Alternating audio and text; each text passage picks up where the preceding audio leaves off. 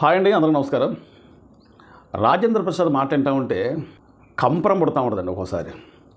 ఎందుకంటే అతను మాట్లాడే మాట వింటా ఉంటే అవతల వ్యక్తి బాధపడో నాకైతే తెలియదు, కానీ వినే వాళ్ళకి మాత్రం చాలా చిరాకు దిబ్బుతూ ఉంటుంది అనమాట. నాకు అతని మీద చాలా గౌరవం ఉండేది ఇంతకుముందు అయితే, ఎందుకంటే అతను సినిమాలు చూసి పెరిగాం కాబట్టి. అతని సినిమాలు కూడా చక్కటి కామెడీ ఉండేదన్నమాట. జంధ్యాల గారి సినిమాలు అయితేనే, తర్వాత వంశీ గారి సినిమాలు, ఎస్వి కృష్ణారెడ్డి గారి సినిమాలు, అట్లాగే ఈవీవి సత్యనారాయణ గారి సినిమాలు కూడా చాలా బాగుండేవి.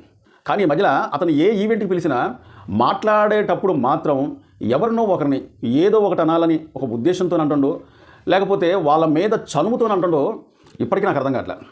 ఇంతకు ముందు కూడా వార్నర్ క్రికెటర్ అతను కూడా పట్టుకొని అప్పుడు ఇష్టం వచ్చినట్టుగా మాట్లాడాడు. అప్పుడు ఇష్టం వచ్చినట్టుగా మాట్లాడటం వల్ల సోషల్ మీడియాలో చాలా మంది కూడా అతను విమర్శించారు. రాజేంద్ర ప్రసాద్కు ఇది తగదు, ఇష్టం వచ్చినట్టుగా మాట్లాడటం అనేది కరెక్ట్ కాదని చెప్పి సోషల్ మీడియాలో అతన్ని ఉద్దేశించి చాలా వీడియోలు వచ్చినాయి. సరే, ఏదో అయిపోయింది కదా, అప్పుడు ఏదో నోరు జారిండు కదా అనుకుంటే, మళ్ళీ ప్రపంచంలో ఎవరికి నోరు లేనట్టు నేను ఒక్కనే మాట్లాడగలను, నేనేమన్నా పడతారు అన్న ఉద్దేశం ఆయనకు ఉందో ఏమో, కానీ ఆలీ గారిని పట్టుకొని ఒకసారి ఏం మాట్లాడండి మీరు చూడండి. ఇలా ఉంటుందని మీరందరూ వస్తున్నారని నిన్న కనుక అర్చన నీ సంగతి బయటికి వెళ్ళి చూసుకుందామా. మనం ఇప్పుడు ఉన్నదే కదా, వీళ్ళందరి నుంచి పక్క తీసుకెళ్ళి అర్చన నేను మళ్ళీ పైకి హలో పేరా అలిగా ఏడెక్కడ లజ్జాలు చూడండి ఏమంటాడు. అలిగా ఏడెక్కడ లజ్జాలు ఇలా మనకు అలవాటే కదా. సత్యంగా నిన్న నేను ఎన్టీఆర్ అవార్డు తీసుకోవడానికి విజయవాడ వెళ్ళాల్సి వచ్చింది. చప్పట్లు కొట్టరా, విద్యుందా లేదా నాకు ఎన్టీఆర్ అవార్డు అని చప్పట్లు కొట్టరా. ఏంటి బ్రెయిన్ పోయిందా అందరికి? చెప్పు కొట్టి చూడండి అన్నయ్య, దానికి కొట్టకపోతే నీకు సిగ్గులేనట్లెక్క.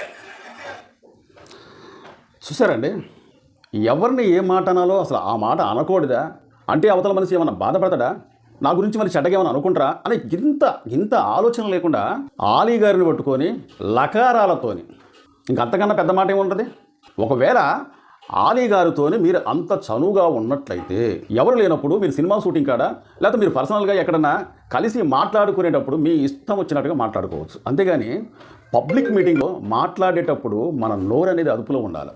అతను అదే మీటింగ్లో మాట్లాడేటప్పుడు పక్కన అచ్చిరెడ్డి గారు అనుకుంటా ఎవరు చప్పట్లు కొట్టేంటి అని రాజేంద్ర ప్రసాద్ గారు అంటే అడిగి మరీ చప్పట్లు కొట్టించుకుంటున్నారు ఏంటని చెప్పేసి ఆయన అంటే, చప్పట్లు కొట్టకపోతే మీకు బుద్ధి లేనట్లు లెక్క.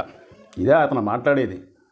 తోటి కళాకారులకు మీరు ఇచ్చే గౌరవం ఇదే అంటే మీరు సెట్లో కూడా ఇలాగే ఉంటారు అన్నమాట. అయితే సరే, సెట్లో మీరు ఎట్లా ఉండొచ్చు, షూటింగ్లో ఉన్నప్పుడు మీరు పర్సనల్గా ఎన్నైనా మాట్లాడుకోవచ్చు, కానీ ఒక పబ్లిక్ మీటింగ్లో మాట్లాడేటప్పుడు నోరు అనేది అదుపులో లేకపోతే, మీరు నోరు అనేది ఎప్పుడైతే అదుపులో లేదో మీ గురించి వీడియోలు అనేది ఇలా చేస్తూనే ఉంటారు.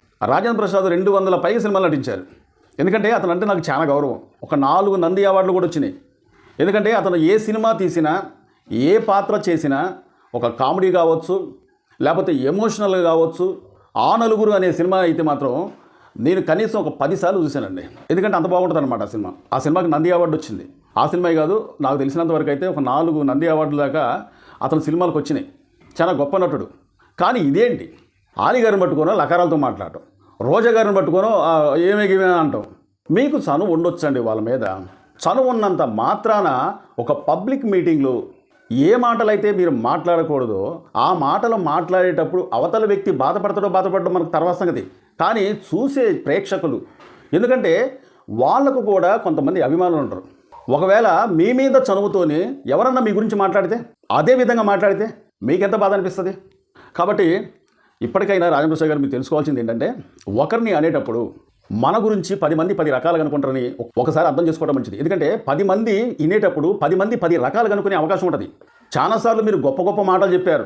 మనిషి ఏ విధంగా ఎదగాలి, ఎదిగే కొద్దీ ఎంత ఒదిగి ఉండాలి, మనం ఎవరిని కూడా కించపరిచినట్టుగా మాట్లాడకూడదని చెప్పి ఇంతకుముందు నేను ఒక వీడియో చూశాను. ఆ వీడియో మీకు కూడా చూపిస్తా.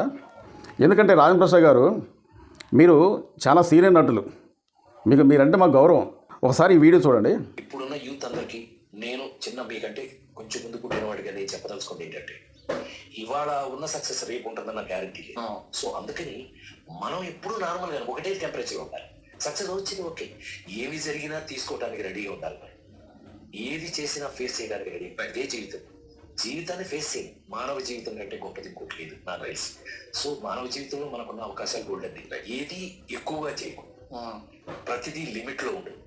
నీ లిమిట్ లో నువ్వు ఉన్నంత వరకు జీవితంలో నువ్వు ఎక్కడికి వెళ్ళా నీ గౌరవం నీకు తప్పుతుంది. రైట్. ఏదైనా లిమిట్లో ఉండు, లిమిట్లో మాట్లాడు, ఎక్కడికి వెళ్ళినా నీ గౌరవం నీకు దక్కిద్ది అని చెప్పి అతను నోటితోనే అతనే మాట్లాడాడు. అతని మాటకు అర్థం ఏంటి? మానవ జీవితం కన్నా ఏది గొప్పది కాదు అన్నాడు. నీ లిమిట్లో నువ్వు ఉండు అంటే ఒకరికి చెప్పటం తప్ప ఇతను పాటించడం అన్నమాట.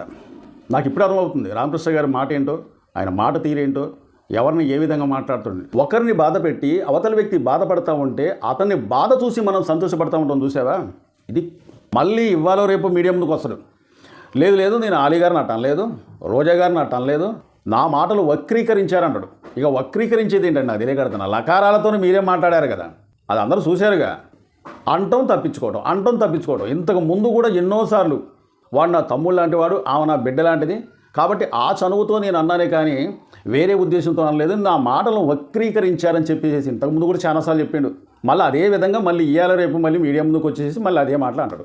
చాలామంది మా వీడియో చూస్తున్నారు కానీ సబ్స్క్రైబ్ చేసుకోకుండా చూస్తున్నారంటే దయచేసి మీరు మమ్మల్ని సబ్స్క్రైబ్ చేసుకుంటే మమ్మల్ని ఎంకరేజ్ చేసేందుకు ఈ వీడియోపై ఒక లైక్ చేయండి, మీ అమూల్యమైన కామెంట్ తెలుపుతారని చెప్పి కోరుకుంటూ మా వీడియో నచ్చితే సబ్స్క్రైబ్ చేసుకోండి. మరో మంచి వీడియోతో మళ్ళీ మేము ముందుకు వస్తా. Thank you.